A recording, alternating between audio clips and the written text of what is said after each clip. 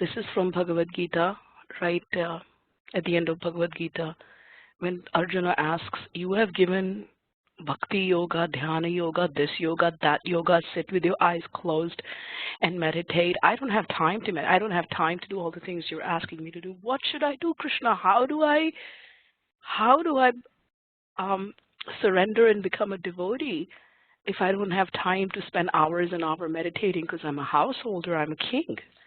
So Krishna answers, Yat karoshi yad shnasi yad juhoshi dadasi yat pasyasi kontayat tat kurushva madarpanam. Meaning yat, so is Christina here? Great. Yat karoshi. Christina, do you want to take a go and tell what yat karoshi means? Yata means whatever. Kara comes from the root word to do. Yat karoshi, whatever you do. Yad shnasi, yad joshi dadasi, whatever you do, whatever you eat, whatever activities you do, whatever you offer in sacrifice, I mean, whatever puja you do, yes, it comes from the root word to do. Kaunteya, son of Kunti, tadakurushva mad arpanam, to offer yourself to me being the Supreme Personality of Godhead. And then there's a chapter. Why are we saying he's the Supreme Personality of Godhead? Because there's a chapter right in the middle where he says that a lot of people worship many, and the reason I'm talking about this is because in the workshop we had this, you missed it, Sandra, because you had gone home. I think Helena was there. So we were having this thing about Jesus and gods and goddesses and whatnot.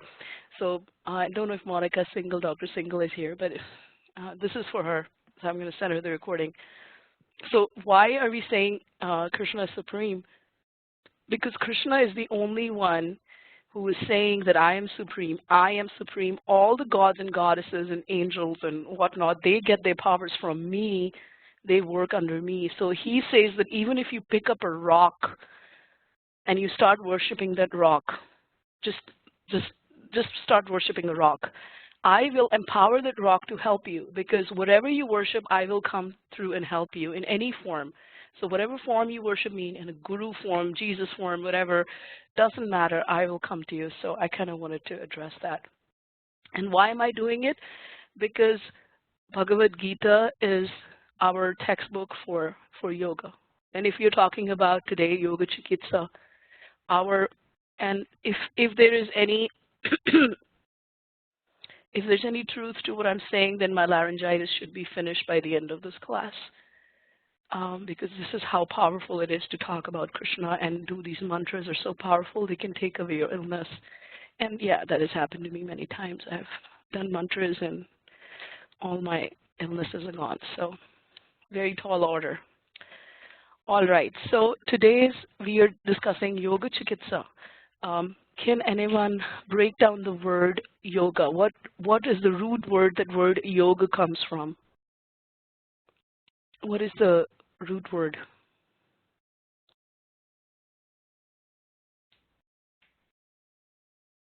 Today I'm not an Ayurveda teacher. Today I'm a yoga teacher. Yoga is coming from the word yuja, not yoga, Julie.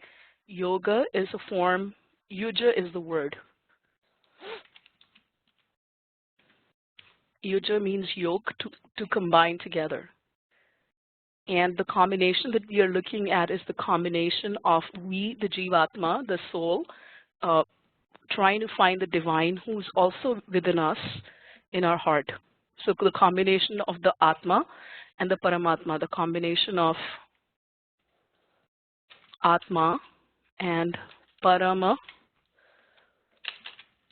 If you're wondering why I'm doing so much Sanskrit, because I'm so pleased. Christina studied Sanskrit for 2 years in college, and I found out and I was so pleased. You have no clue. So, yay! So Atma is his soul, and Param Atma is super soul. And, you know, Param means super soul, means God, divine. And the size of the super soul in our heart is the size of the tip of your thumb. And where is it written? It's written in the Bhagavad Gita. and that is our text. Atma is your soul, and what is the size of the soul? 1 by 10,000th the tip of your hair. So you can imagine what is, and both Atma and Paramatma are not made of Pancha Mahabhutas. They're made of divine material. They cannot be killed. They cannot get wet. They cannot. So when the body passes away and decays, and the Pancha Mahabhutas become one with the Pancha Mahabhutas of the world, Atma and Paramatma leave the body and go to a new body, which may be a human body or another body or angel body or whatever body it takes. So when we're talking about Yoga Cikitsa, what are we trying to balance? Cikitsa is treatment and a therapy. Are we trying to balance the Sharira, body, Manasa, mind, Atma, or all three? Or is there a step? What do you think?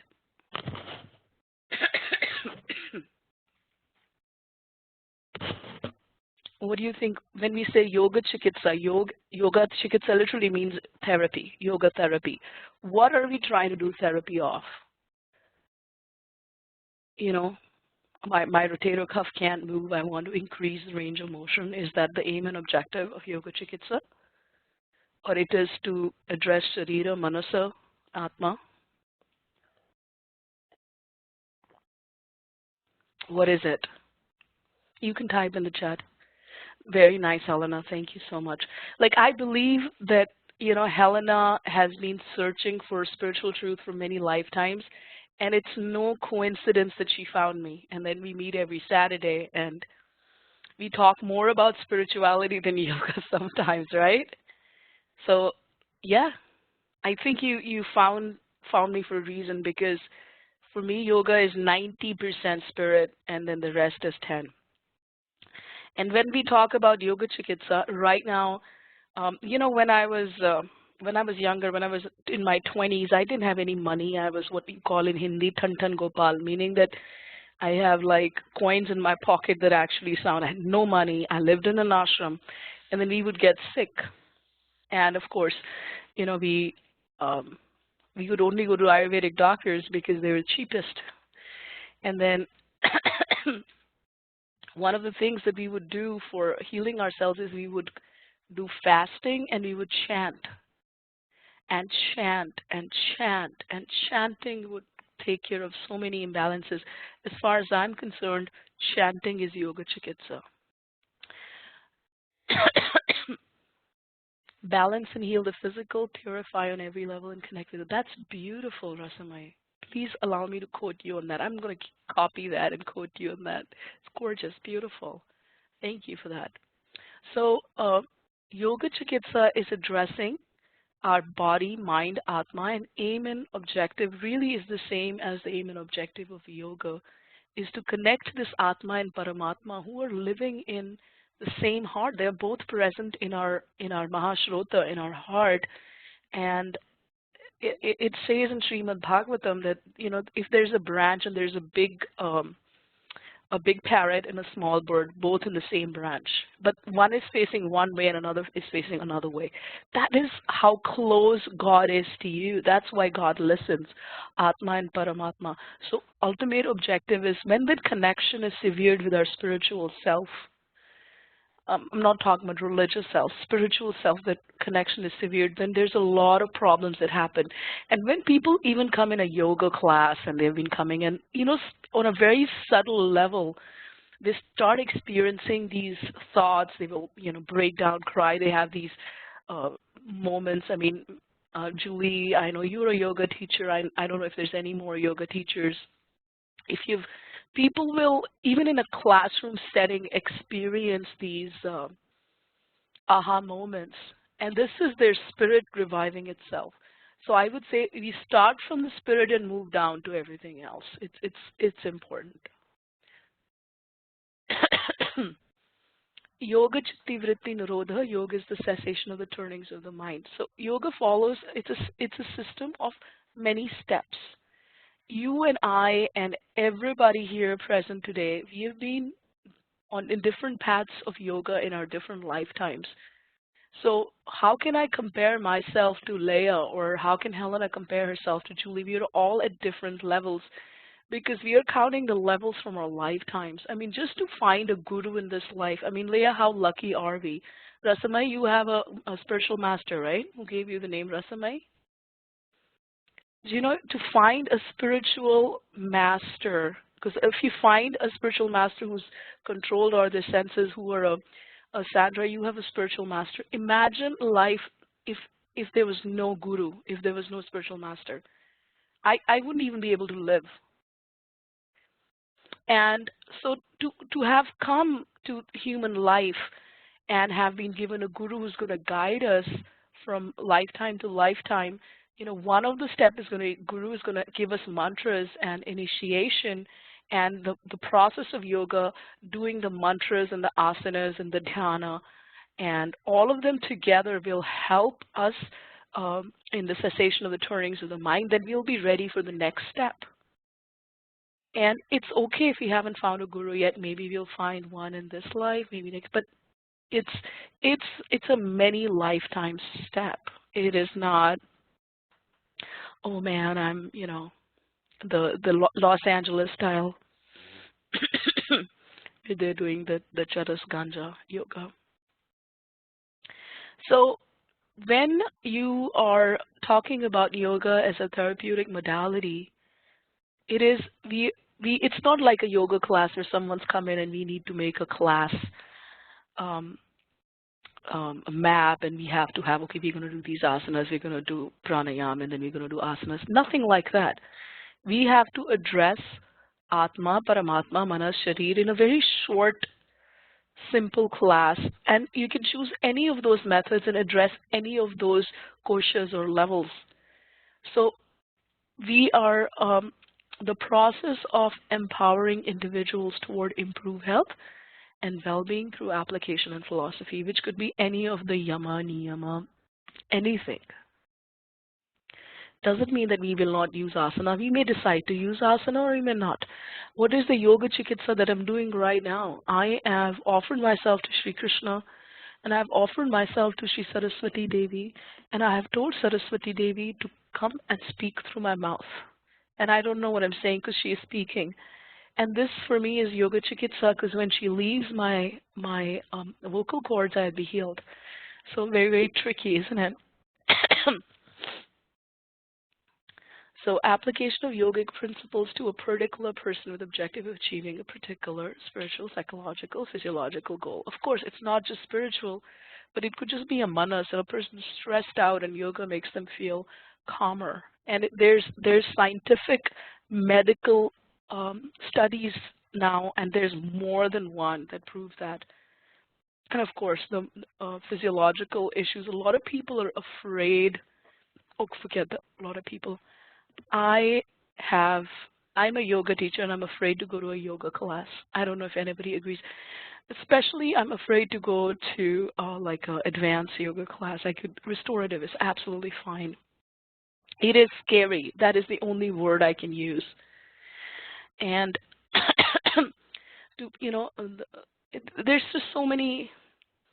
Even if I would rather go to a Zumba and dance than go to an imbalancing yoga class, because you're lying on the floor, and the floor represents the energy of Mother Earth. Like, for example, you go in a let's say a gymnasium, and there were people before you who did like weight training and whatnot, and they were stomping their foot over there, and they were sweating, and then all the karma from their body was flowing from their body into the gym on that floor, and 10 minutes later you come in and their energy and karma and everything is still present in the room, and then you put your mat there and you lie down and you're absorbing that energy.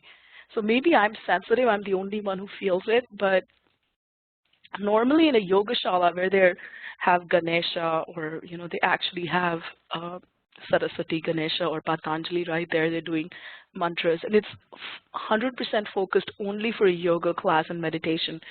You can come in and out. They will usually do a clearing after every class, which is very, very important. So honestly, in a gym, spiritual and a spiritual goal is absolutely impossible in a gymnasium setting. Maybe the physiological, burn calories is possible. Do you know where I'm coming from? The setting is very, very important, right?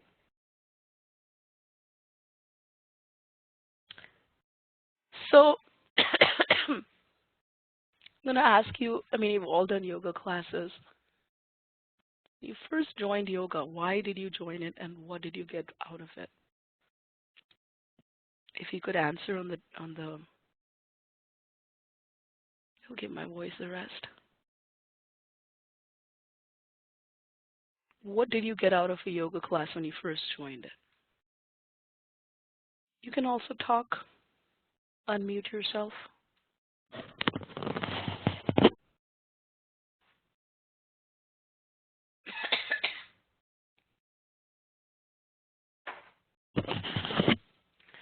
That is so beautiful. Thanks for sharing that, Christina. And did it help you to breathe correctly?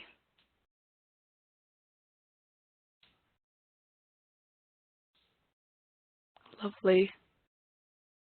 I would like to know when you first joined. I mean, some of you have been doing yoga for a long time. Like Julie, you're a teacher now. When you first started, I know Helena, when you started, but maybe for the rest of the people in the class, you can share. Yes.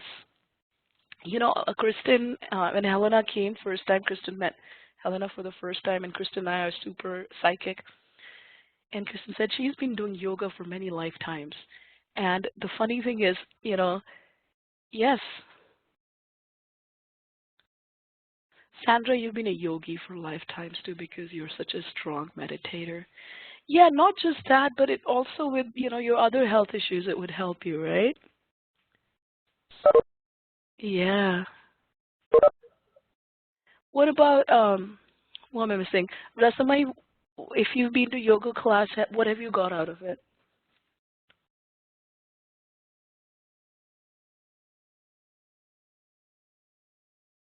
Oh, you are a yoga teacher. That's beautiful. So would you also speak a little bit so that I can get some rest, talk a little bit about both you and Julie, and if all of you could just talk 1 minute about a little bit about yoga, Cikitsa Yoga as a treatment modality compared to yoga class. You can unmute yourself also and talk, no problem. Let's start with Julie. Julie, can you talk a little bit about that? Hi. Hi. Can you guys all hear me? Yes. Yes. Okay, great. So just my personal experience of teaching regular yoga classes versus yoga Cikitsa, I think you need to be a lot more connected to your students. So in a regular class setting, you really don't have the opportunity to sit down with the students and figure out what it is exactly that they would like to get out of a particular session. So you're really teaching kind of to the masses. It might be a little bit faster paced than what you would like. I know particularly the demographic that I teach, people don't really separate the spiritual and physical aspects. So they want to come and they want to get their workout in, and if there's a little bit of spiritual stuff on the side, that's kind of great, but they really are looking for the core workout and everything too. But once you have a one-on-one with the therapeutic yoga, it's a lot different, and I think you spend a lot of the first session just really talking and getting to know your client, and it's a lot like Ayurveda, and really trying to figure out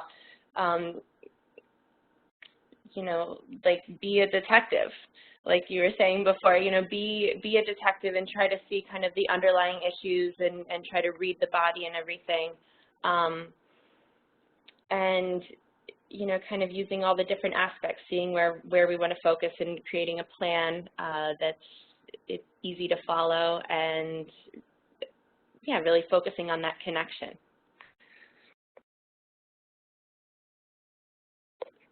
Thanks, Julie.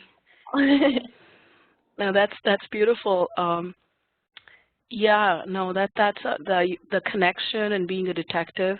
The interesting thing is we all have different, like we have a toolbox, and we all have different skills, age, life experience, and we can bring all of that in our toolbox, whether we are Ayurveda counselor or yoga teacher or whatever we are doing, or massage. We can bring it all together. So that's something that I learned. Thank you for sharing that. Rasamai, can you share your experience as well, please? Hi, can everybody hear me?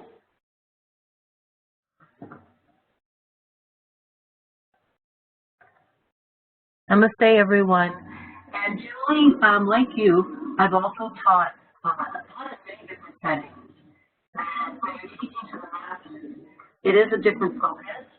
If you're teaching more privately, for example, I've been working with people this school for quite a number of years. I'm actually still with this school. But one of the things that we do is have everybody fill out a detailed self-report before they start the class. And well, I always have the chance for before the class begins. And we offer sessions, for example, maybe 12 weeks or 3 months or whatever, to really get to know the students and really can work with them in a different way than if you have a class that's kind of cut and going. For example, if you're working at an exhibit, which I said too, working in a gym or that kind of setting, the energy is completely different. I have done that, and I really don't do that anymore at all, because you do feel the energy from everyone else. And it's not really conducive, I find, to know people with it. Rasamai, you know, the sound is breaking up a lot. It would be beautiful if you could, you know, write about that. I haven't given access to anybody to yoga therapy quite just yet, but I will this week. And then if you could write that in the forums, that would be beautiful. Okay, sorry about that. That's okay. Thank you so much for sharing. I know that, Alea, you use only yoga Cikitsa. You don't have a yoga class. So what is your experience? Namaste, can you all hear me? Okay, good. Yeah, I'm not a yoga teacher, and I probably don't have as much experience with actual yoga asanas as maybe you all do as teachers and yoga practitioners, but my experience with yoga Cikitsa as an Ayurvedic practitioner is just very similar to what even Julie was saying. You really just have to investigate and understand the particular needs of your client. I personally believe that just daily routine, correct ahara and vihara for your dosha, for your geographical location, being in harmony with the planet and your inner spiritual self is how we live yoga on a daily basis. So when I'm working with people, you know, I try to explain to them how, you know, just the daily sadhana of life from an Ayurvedic practice and point of view is practicing yoga. And then also I've been blessed just through the studies here at San Diego College of Ayurveda, through my very blessed meetings with Manjulali and some of the other teachers through the years. I've learned some particular asanas that help with specific Agni issues or, you know, Vata, Pitta, or Kapha imbalances. So sometimes I will recommend that if they're well enough versed in yoga and asana practice, that they can try some of these asanas to help balance out any imbalances they might have. But for me, yoga and Ayurveda are married together, and it goes far beyond the asana practice. But I'm learning so much. Thank you all so much. Namaste. Pranam. Leah, at the workshop, everybody was saying everybody loves the sound of your voice. It's so beautiful. Just wanted to let you know. People were talking about you. Thank you for sharing that. Yeah, it is. You have a very hypnotic voice. Yeah, you don't sound like a drill sergeant like me. All right. I think we pretty much covered the scope of practice here. Um, one thing, when there is a yoga class, you have 2, 3, 4, 5, 10 people walking into a class, you barely have time to say hello. Or even if the people are walking in after the class, you don't even have time to say hello. You don't even have time to tell how to arrange their mat. And, so it's always a hit and a miss. And if it's, for example, if it's an Iyengar class level 1, or if it's a restorative yoga, you can only do restorative yoga. If it's a vinyasa class level 2, then you can only do a vinyasa level 2. If it is a hot yoga or warm yoga with 85 degrees, and that's all, because it's been set, it has been advertised, that's what students are coming for. If it's Bikram yoga, that's all it is. When you're going for yoga Cikitsa, when you're or part of an Ayurvedic or any kind of consultation in yoga as part of that, then you can choose. I mean, I consider myself more a yoga therapist than a yoga teacher, because I don't do classes. I mean, except with Sandra and Helena, which I don't really count as a class, but more as a private. Yeah, all I do is a private work, and I have done that even before I did my yoga teacher trainings, all of them. For years and years and years, I would work on single, because I do not believe you can do yoga Cikitsa in a group setting. I mean, but so as a yoga therapist, because I'm also a massage therapist and I practice Ayurveda, I can, do things and manipulate and massage and kind of combine my toolbox. And I can choose, okay, maybe today we just want to do some meditation followed by a couple of asanas, and then I'll have them lie down and I'll, massage their spine and, twist them around. And that's it, we are done, and then give them a homework and we are done. And on the second day, they feel really active, let's do some asanas today. And the day after, okay, she has a period, let's just sit down and do mantras.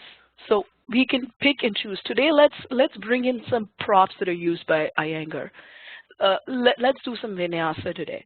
So you can pick and choose the props and whatever you're doing at any given day, or you might have a plan beforehand. This person is having trouble breathing, they have issues with pranavashotasis. I will throw myself out there. I have laryngitis and I've had a cold and all this issues happening for 7 days. Would you ask me to do pranayama, yes or no? And chest openers. Thank you, Helena. Oh, I love you for saying that. I can barely breathe. So no pranayama, because already the prana is less. Because when you're coughing and you have laryngitis, prana has become less. So no forward folding, absolutely, absolutely.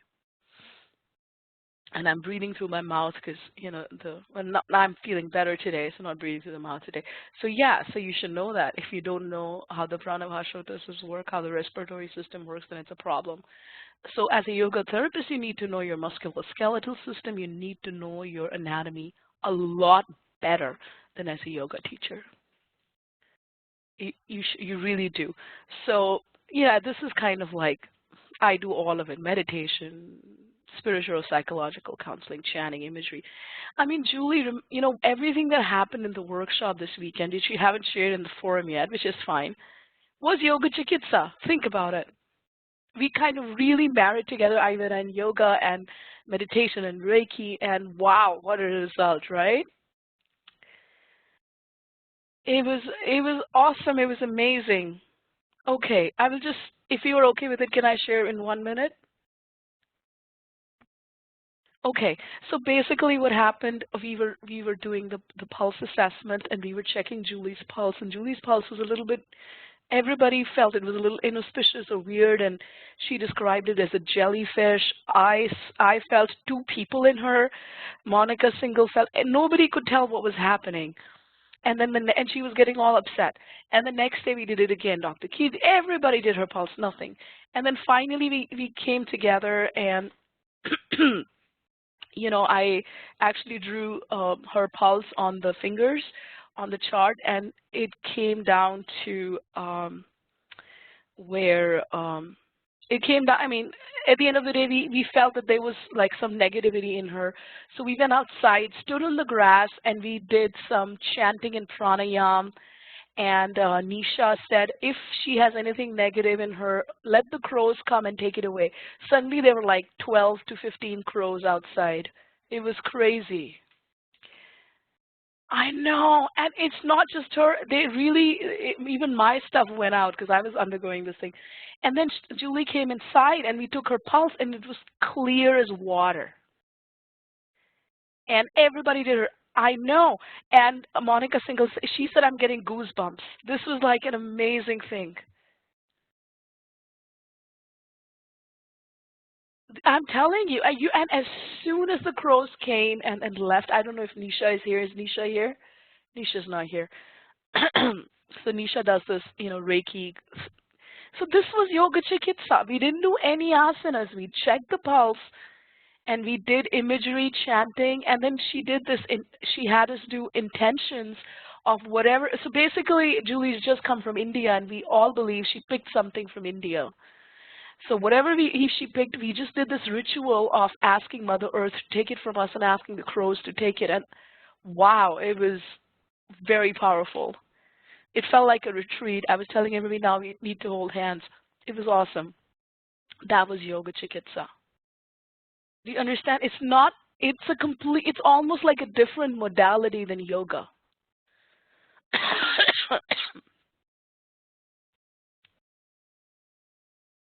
All right, so if you look at this, the Shakti part, which is the strength, you know, yoga will give you physical strength. It will strengthen your Mamshadhatu.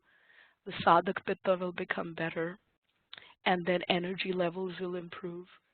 And this is application of Shakti Kram. And this is common to both a yoga class and yoga therapy. And then when it comes to Cikitsa, then of course the yoga therapist and the yoga client will work together in partnership, to do A, B, or C.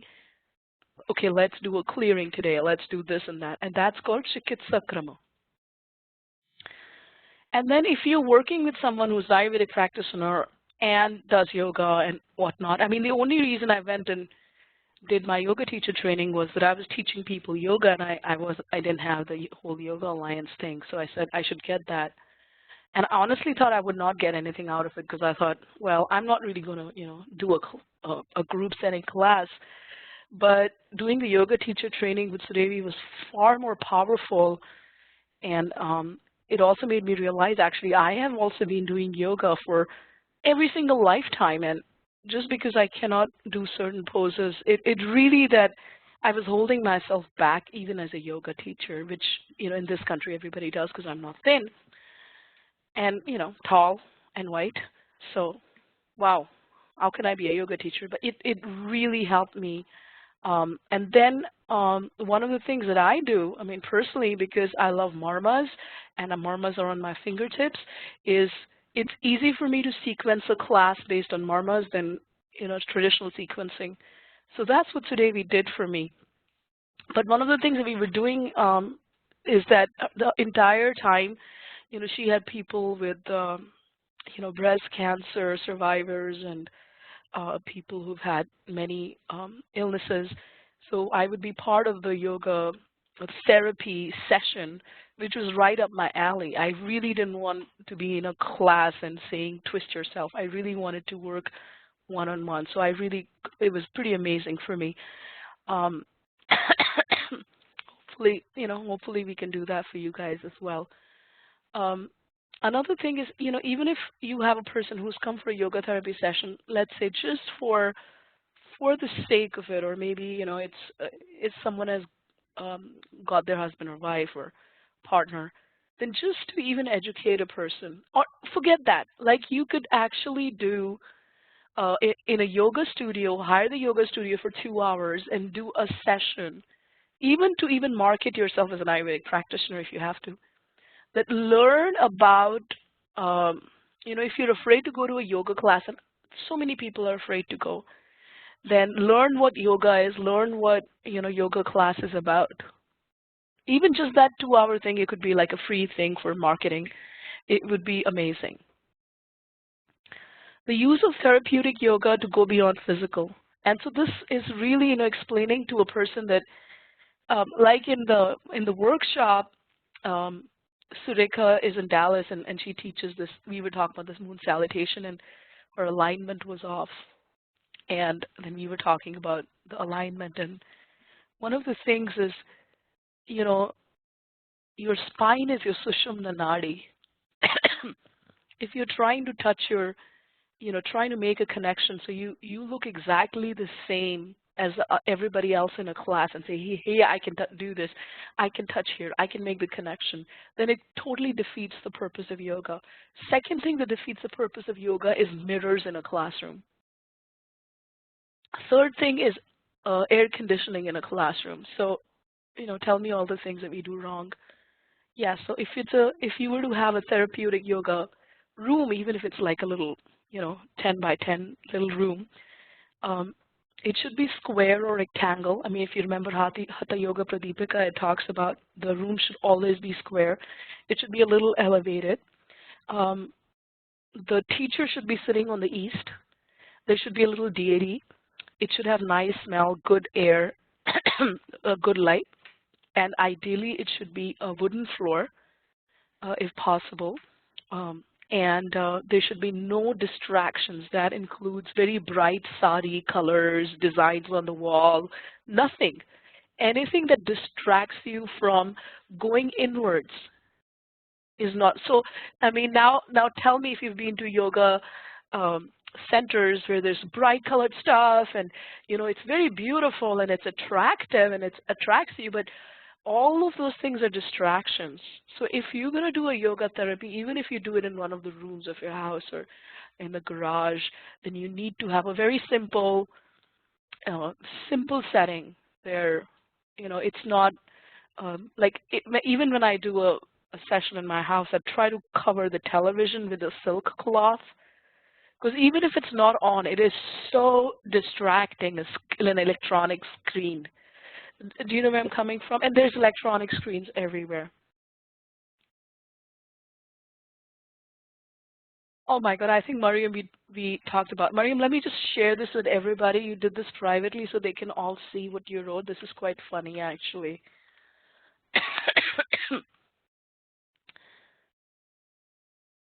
Oh my goodness. Wow.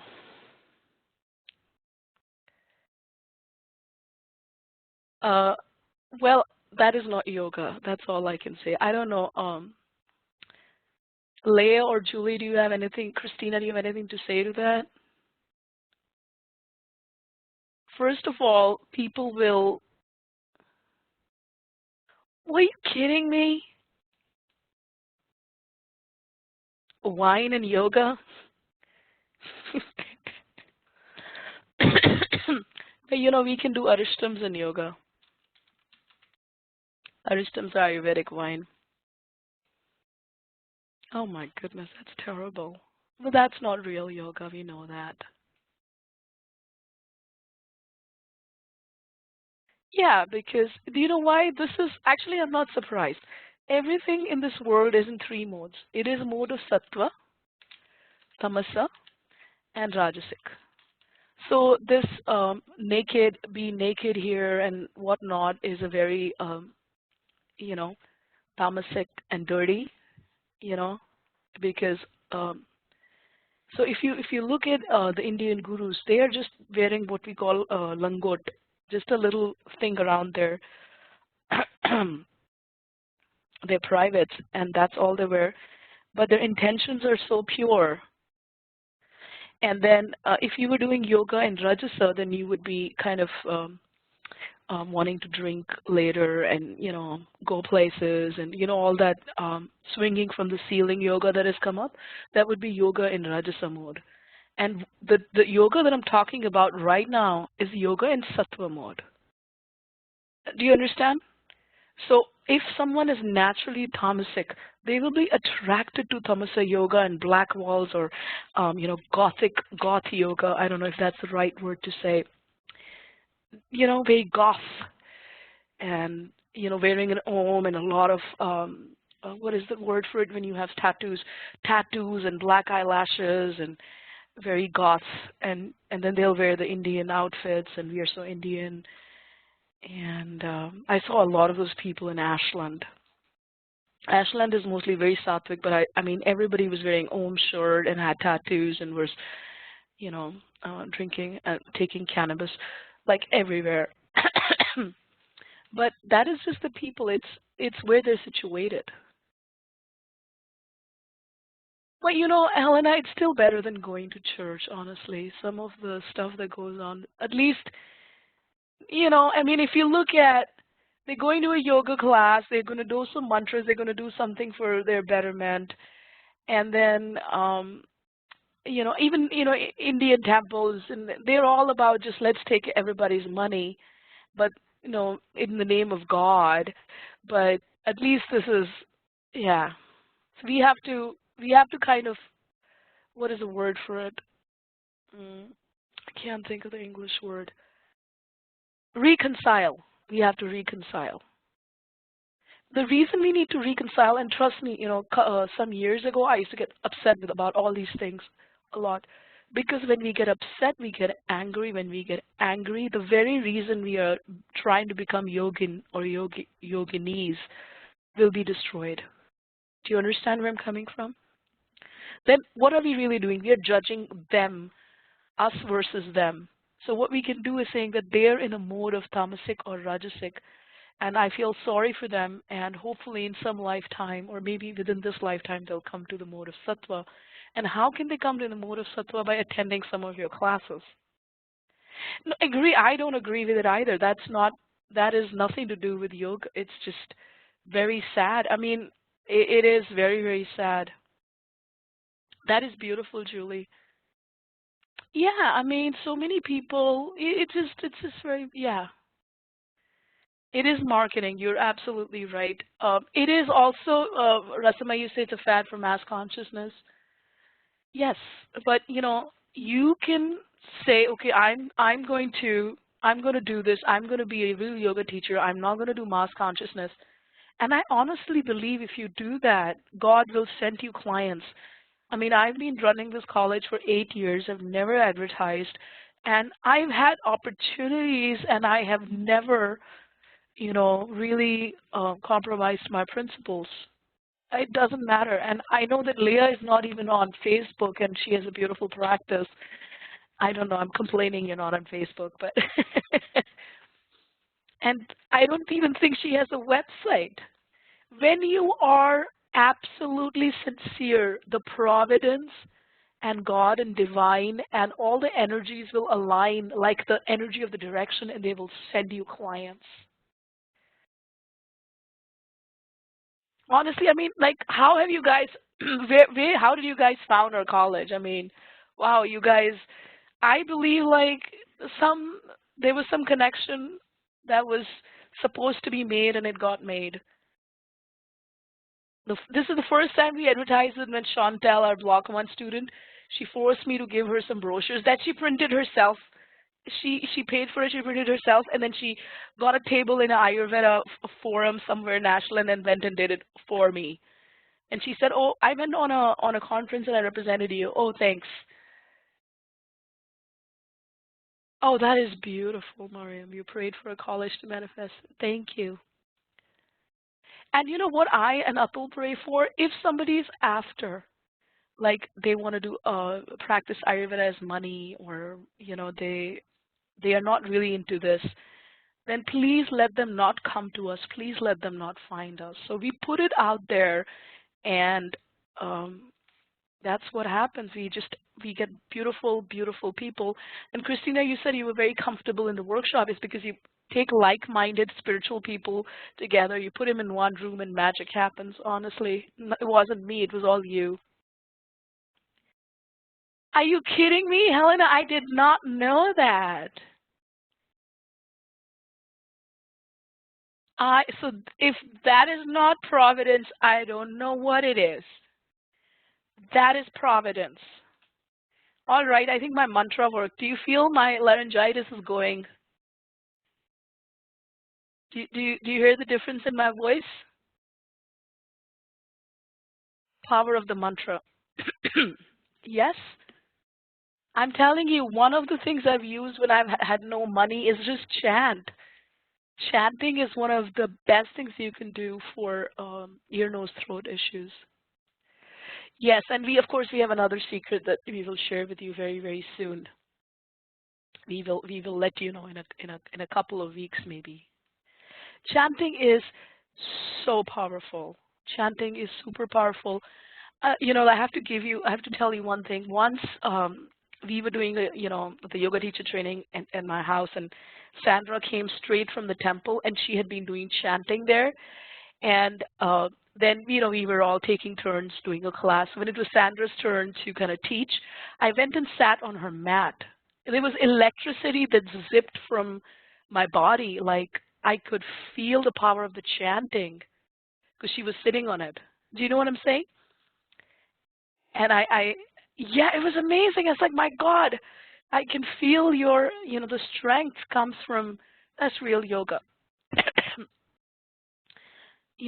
Each Sanskrit letter is a mantra, and it's very important we do some Sanskrit, because Sanskrit itself it's our abracadabra magic language, magic syllables.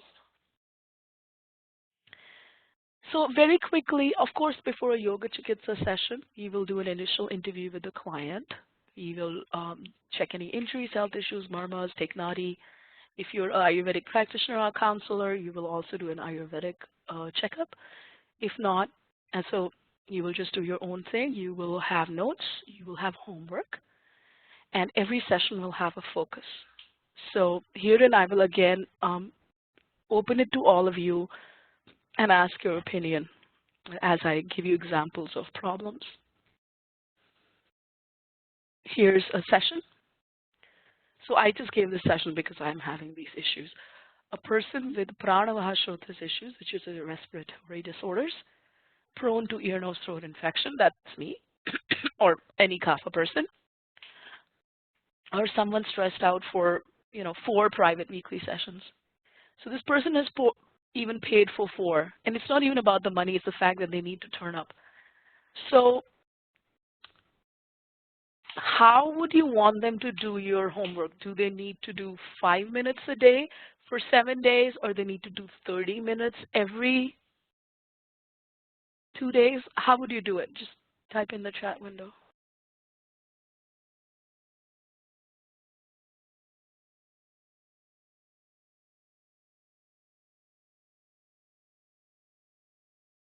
What about, Julie, why don't you speak a little bit about this? That would be fantastic. Hello. I think when it comes to homework, I just wrote in the chat that I think journaling is extremely beneficial for a few reasons, and it really gives your client the ability to kind of track their progress, and it also can kind of be a gauge for you to see the starting point, like where they're coming to the practice, and gauge their excitement level about it. I think to kind of keep it a little bit open-ended and give them just a few ideas of things that they can take home, but maybe have them try to journal every day and see kind of where they are. Maybe it turns out that they're thinking about what you had discussed with them a few times during the day, or maybe they were like, oh, I forgot to journal or whatever. But I think that's a really good starting point from my personal experience. Thanks, Julie. That's a really good idea. I've never done that. I just gave a homework, but I think that's a good idea. I should also start asking them to do that. Leah, how do you do it?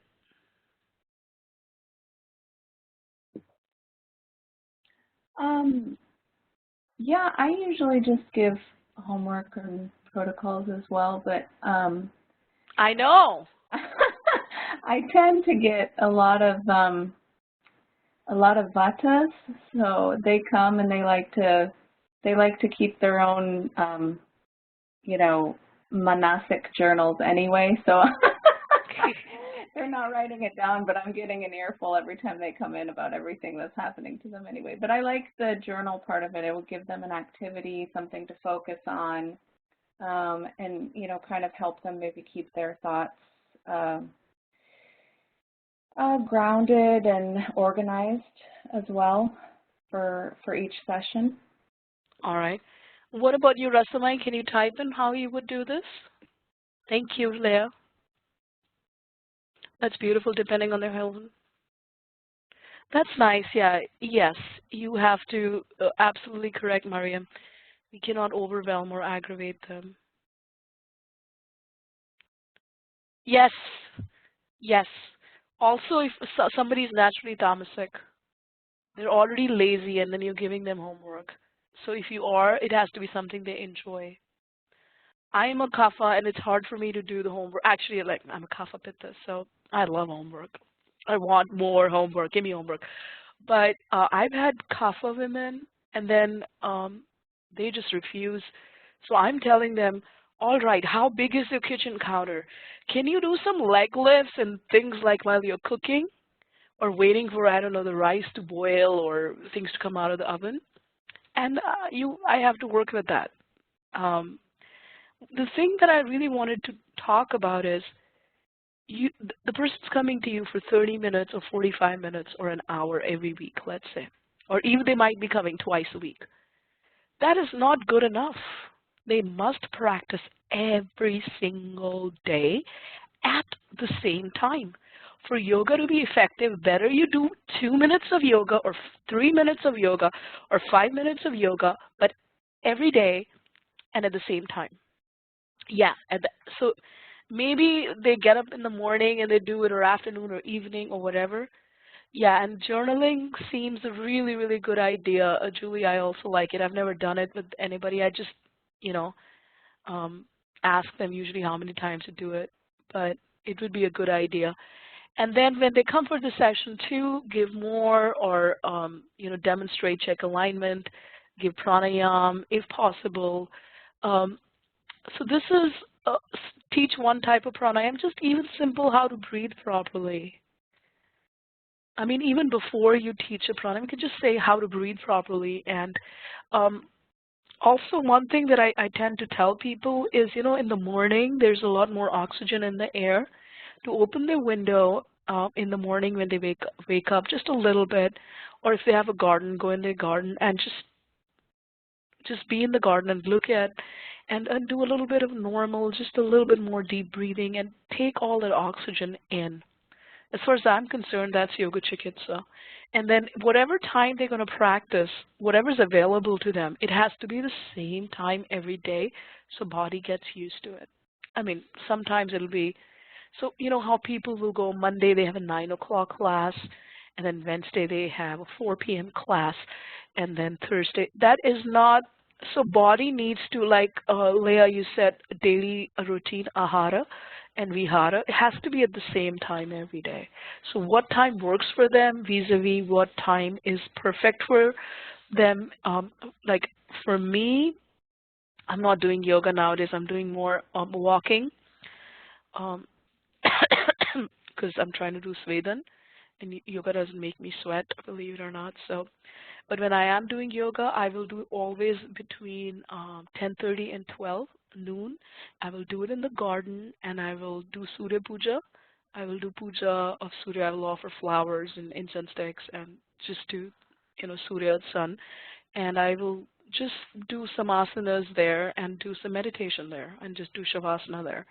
But that is my always between 10:30 and 12 is always when I'm going to do it, because that is the Surya Namaskar, the sun salutation pranayam.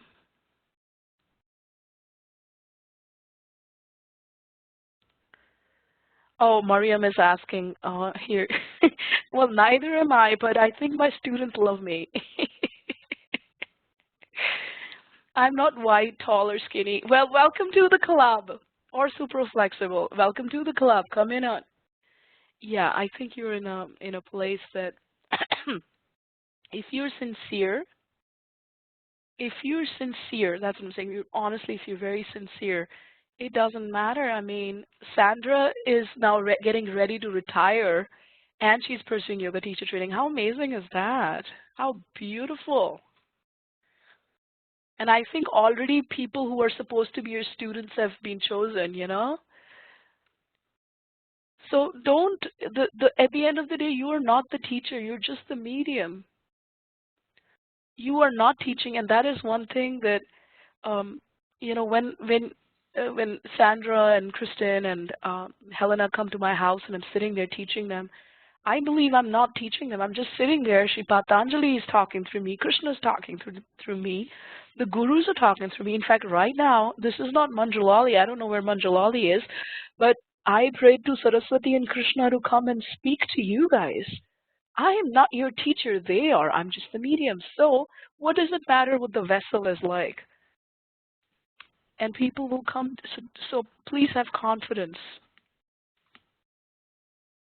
They do. I absolutely. Students need love. They need love.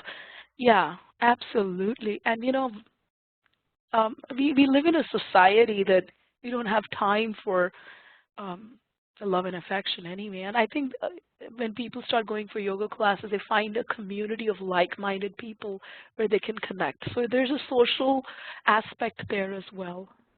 Like, yes, absolutely. So anyway, as the sessions go along, when you do a follow-up, you can reduce or increase time, add pranayam, give homework. It totally depends on you and your client. This is just one sample. So as we go in the next class, we will talk a little bit about more. What I want you to do is prepare a homework for Pranavahashrotasis. It could be asana, it could be chanting. There's some examples here for Pranavahashrotas. I mean, this is not someone who has an issue right now, but someone who's prone to these issues. For example, I am prone to issues of Pranavahashrotasis, but right now I have laryngitis and I had like an infection and a lot of stuff. Not right now, but when I'm better, but I'm prone to these issues, what would be good for me? Like that. Or if you have a friend or a family member who generally tends to have issues with the Pranavahashrotas, with the respiratory system. Some examples here, Ujjayi, chest openers, Dhanurasana. Now that's a little bit too much doing the entire Dhanurasana. Dhanura is bow, Setu is bridge, Bandhasana, and so when we lift the hips up and then we hold on to our ankles, that's Setu Bandhasana. Marjara Asana, Uttan Asana is, you know how you're trying to do a downward dog, but your knees are actually on the floor. That's a puppy dog. Matsyasana is a fish. You can do modified fish. Ustrasana is camel pose, but not modified. Why do I say modified? I mean, Helena and I have been having this discussion on a deep back bends. Deep back bends, really, you don't want to give anybody deep back bends where it has to be homework that they can do themselves, where you know they will not hurt themselves. So it has to be all modified poses against the wall. It has to be very simple things that they can do by themselves, unless they have been doing yoga for a long time. I mean, if you do give any deep back bends, deep back bends, even in Ustrasana is you know a good back. I mean, there's a lot of pressure on your lower back, and and knees, yes, and your knees. So maybe just to, you know, preparing for Ustrasana. This is just a guideline. And of course, you know, Pranavahashrotas has got to do with if you have excessive kapha, then you want to do it at pitta time of day. If you tend to have just allergies, then vata time of day. So prepare a list of, or you can choose maybe 3 asanas from here. Maybe do a list and share it on the yoga therapy. I have not given anybody access. I've been so busy with the workshop that I've been sick. So yeah, I mean, I promise I'm going to do it tomorrow. So this is your homework. And then next week, and there's like, we will go into a client with rotator cuff issues or tight shoulders or Mamshadhata issues, and we will talk about murmur points and asanas. I'm honestly assuming everybody knows a little bit about yoga. If you have not done yoga or you're not a yoga teacher, then you are not going to show them the yoga. You will send them to a yoga teacher and ask them that, you know, have this person do some breathing or chest openers or at this time of day. But if you're already a yoga teacher, then you know. So let's do some for Pranavashotas. Last week's, oh my God, Mariam, I hope it was, you have no idea. Every second of the workshop, it just cannot be, even if you record it, you would not understand. What we do is we divide everybody into groups, and everybody is going around doing nadi and taking everybody's pulse and doing assessments in between the lectures. So you cannot really teach that online. I mean, I've shared everything, but whenever you come to San Diego, I will teach you. I was even telling Deborah that whenever you guys make it down here, or you can also go to Austin, just give us 3 or 4 weeks notice so we are here, and I'm happy to teach you Nadi. So before we end the class, Julie, can you talk about a little bit about these asanas for Pranavashotas or respiratory system? Sure. Yeah, so basically we would like to focus on opening up the chest. So again, all of the chest openers. Ujjayi pranayama, a little bit more of a powerful breath. You'd want to, I think a lot of pranayama is good here, depending on how the student is feeling that day. But I would say typically avoid Kapalabhati because that can tend to be a little bit too much for people with any chest congestion. But yeah, any of these where we're opening, trying to focus on the movement of lengthening the collarbone, drawing the shoulders back, drawing the shoulder blades down the back, really just getting that sense opening up. Yeah, any of these, I think some of the easier ones that people tend to like, the cat-cow. You can even do that seated for students that aren't as experienced, or maybe don't have, maybe they have bad knees or issues with the wrists. You can do that with the hands on the knees. There's a lot of variations for that. Puppy dog people usually seem to like. And yeah, bridge pose is always a good one. You can always do a supported bridge by putting a block underneath the sacrum on whichever level that is appropriate for the student. That seems to be something that a lot of people like too. And then for camel pose, there are a lot of variations of that. You can do that up against the wall for a little bit easier variation, pressing the hips. You can also do it standing, pressing the hips against the wall with the hands supporting the lower back.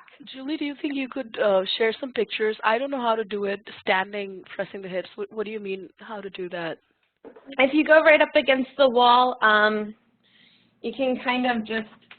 Oh, yeah, okay, I got it. Standing as close, you're facing the wall. So the same kind of motion as if you would be doing it on your knees up against the wall. Yeah, yeah. I got it now. And I'm trying to think if there's any... Yeah, again, just avoiding bends and avoiding any inversions in this too. So let's make it, let's take some, let's make this, you know, take some pictures of maybe someone else in your family doing it or you doing it, and just get some pictures and make like a poster. That would be fun. What do you think? Sure, that sounds great. Yeah? Yeah, well, of course I'll have to have someone else do it for me. I don't need to do it, I'm the teacher, but I want to do it.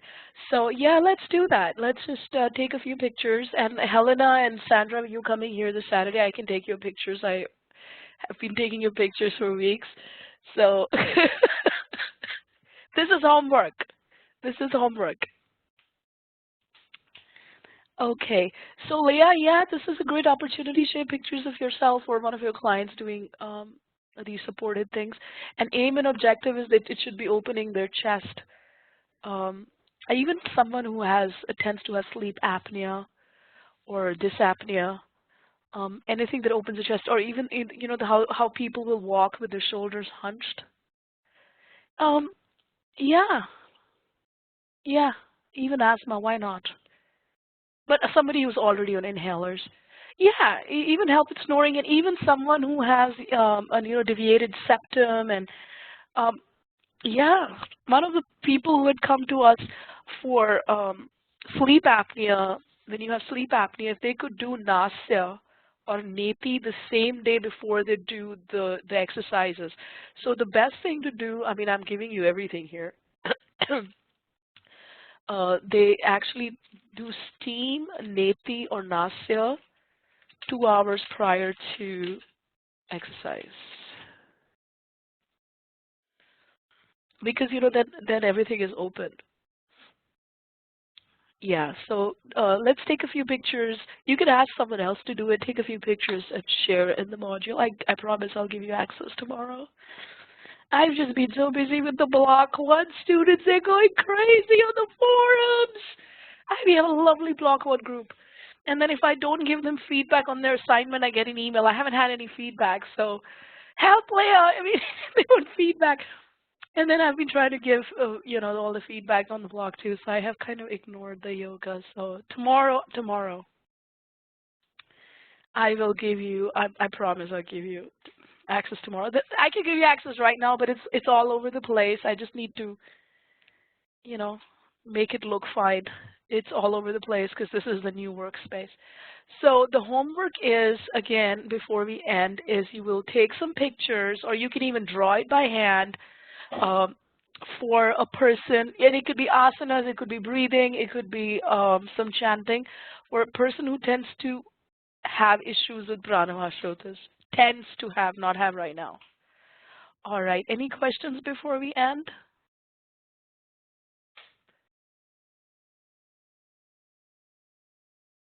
Any questions?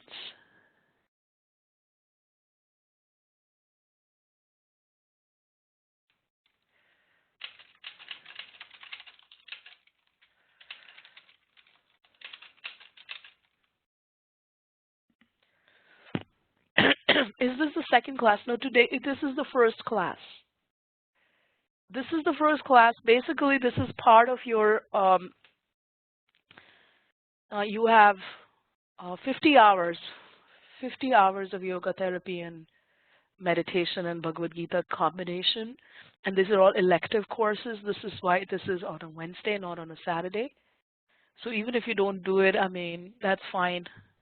It's not a major core curriculum for you. For yoga teacher training students, this is core, of course. Sure, you have my cell phone number. Just call me on my cell phone. All right, I will, so this class is every 2 weeks. And then I'll see you in 2 weeks, and hopefully you'll have a list of asanas for pranavashotas up on the forums. Yes, Julie, that's what I was saying. I have not given access to anybody because I've been too busy, but I will do it tomorrow. I am sorry. All right, pranams, everybody. Thank you so much for joining in.